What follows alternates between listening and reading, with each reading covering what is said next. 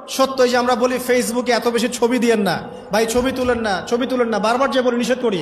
কারণ কি জানেন? একটাই কারণ, বিকজ চোখ লাগাটা সত্য। নবী সাল্লাল্লাহু আলাইহি ওয়াসাল্লাম বলেছেন ইন্না আইনাল হক, চোখের নজর সত্য। নবী করিম সাল্লাল্লাহু আলাইহি ওয়াসাল্লাম বলেছেন এটা সত্য, কারণ নবী করিম সাল্লাল্লাহু আলাইহি ওয়াসাল্লাম যা বলেছেন সাদাকাল্লাহু ওয়া সাদাকা রাসূলুহুল কারীম। নবী যা বলেছেন, আল্লাহ যা বলেছেন চিরায়ত সত্য, এর বাইরে কোনো সত্য আছে? আরেকটা বলেছি, নবী সাল্লাল্লাহু আলাইহি ওয়াসাল্লাম বলেছেন চোখের বদনজর এমন সত্য যে একটা উটকে এই রান্নার ডেকচির মধ্যে ঢুকায় ফেলতে পারে।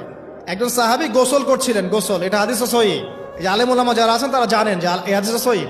একজন সাহাবী গোসল করছেন, তার গায়ের চামড়াটা খুব সুন্দর ছিল, একদম স্কিনটা অনেক সুন্দর থাকে না এমন কিছু মানুষ? আচ্ছা, এখন আরেকজন সাহাবী এই গোসল দেখছেন দূর থেকে, দেখে বলছেন যে কি চমৎকার তার শরীরের রংটা, যেন কুমারী নারীর মতো, অনেকটা এমন একটা। সাথে এই সাহাবী অজ্ঞান হয়ে পড়ে গেছে। কোন সাহাবী? যিনি গোসল করছিলেন। তো নবী সাল্লাল্লাহু আলাইহি ওয়াসাল্লামের কাছে নিয়ে যাওয়া হলো তাকে।